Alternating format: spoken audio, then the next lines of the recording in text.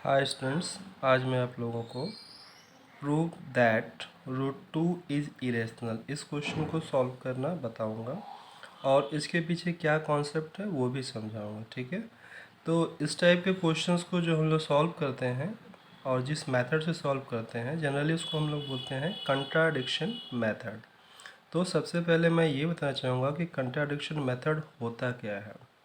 For suppose करिए कि आप कभी कोई जैसे ऑफिशियल या कहीं जॉब के लिए कोई व्यक्ति जाता है, तो वहाँ पे वेरीफाई किया जाता है, उसके डॉक्यूमेंट्स को।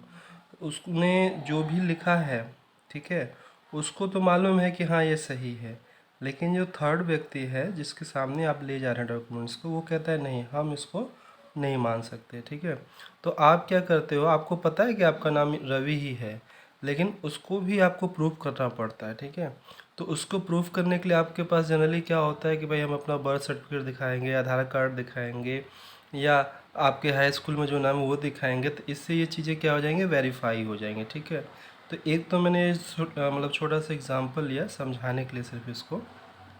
सेम चीज़ यहाँ पे है कि हमको पता है कि रूट टू इरेशनल है, लेकिन हमको प्रूफ करना है कि रूट टू इज इरेशनल। ठीक है, अब रूट टू के पास तो ऐसा कोई डॉक्यूमेंट है नहीं जैसा हम लोग के पास होता है या किसी व्यक्ति के पास होता है। तो इस केस में हम क्या करते हैं कि हम इसको मान लेंगे कि ये रूट टू क्या है कि इरेशनल नहीं, वो रैशनल है। ठीक है, अब वो रैशनल होगा कब, रैशनल वो तब होगा जब उसमें रैशनल की सारी प्रॉपर्टी मौजूद हो। अगर वो रैशनल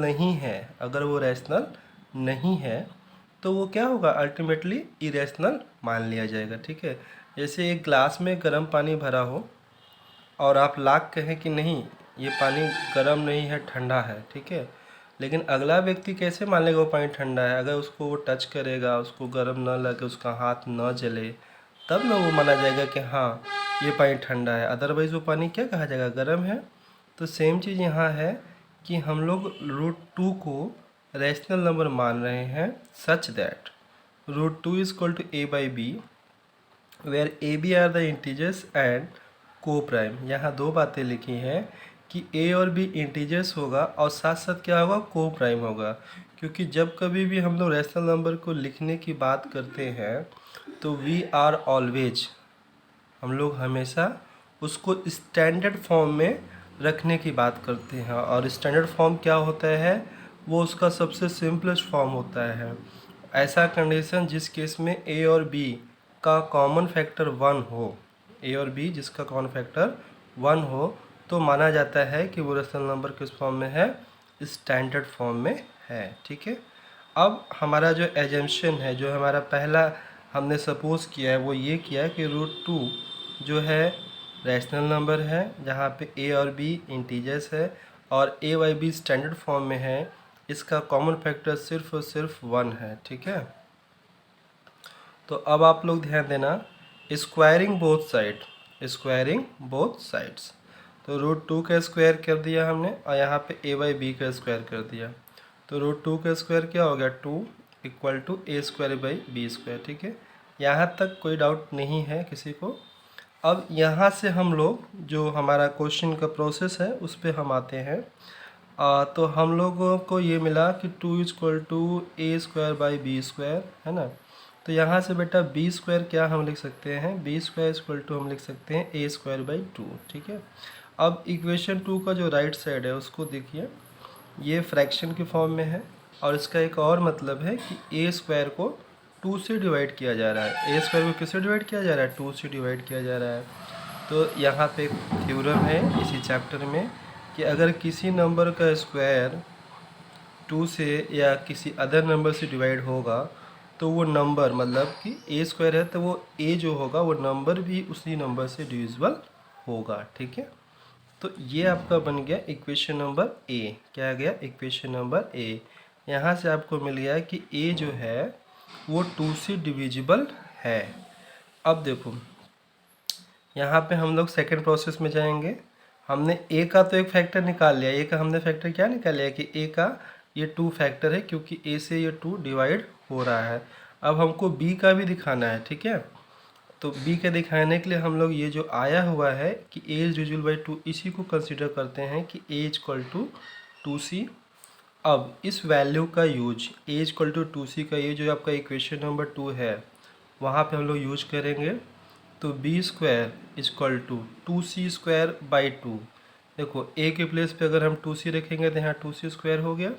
अब देखो 2c² का वैल्यू कितना हो गया 4c² बाई 2। अगर हम इसको सॉल्व करते तो क्या आएगा 2c²। तो आपको फाइनली मिल गया B square equal to 2c²। ठीक है। अब बेटा यहाँ से हम लोग c² की अगर वैल्यू लिखें तो c² इक्वल टू क्या होगा b² बाई 2।